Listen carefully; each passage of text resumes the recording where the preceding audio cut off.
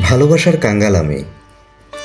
একটু ভালোবাসা পাবার প্রত্যাশায় ছুটছি দেশ হতে দেশান্তরে। কিন্তু মানুষের ভালোবাসার ভার আমি বহন করব কি করে?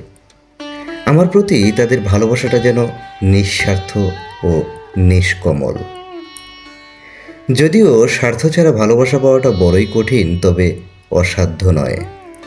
বিশ্বাস অর্জন করা অনেক কঠিন হলেও অসম্ভব নয়।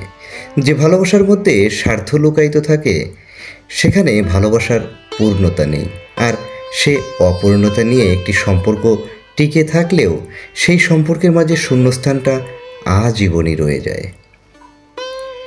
ভালোবাসার গভীরতা নির্ণয় করতে পারা ঝিনুক দিয়ে সাগর সাচারই নামান্তর। কারণ দুটোকেই আমরা মরীচিকার সাদৃশ্য মনে করতে পারি।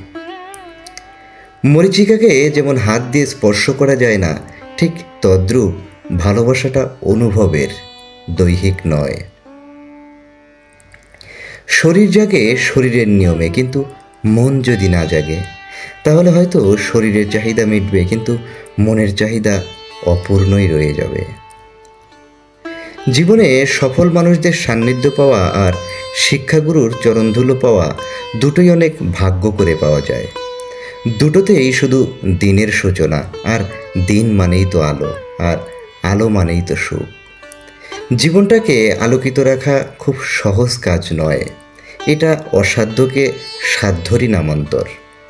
আকাশ আমাদের দিনে সবসময় আলো দিলেও সেই আকাশও একসময় মেঘের প্রয়োজনায় এই পৃথিবীকে অন্ধকারে আচ্ছন্ন করে রাখে। তদ্রূপভাবে আমাদের জীবনেও ভালো এবং মন্দ উভয় মানুষের সাথেই পরিচয় ঘটে।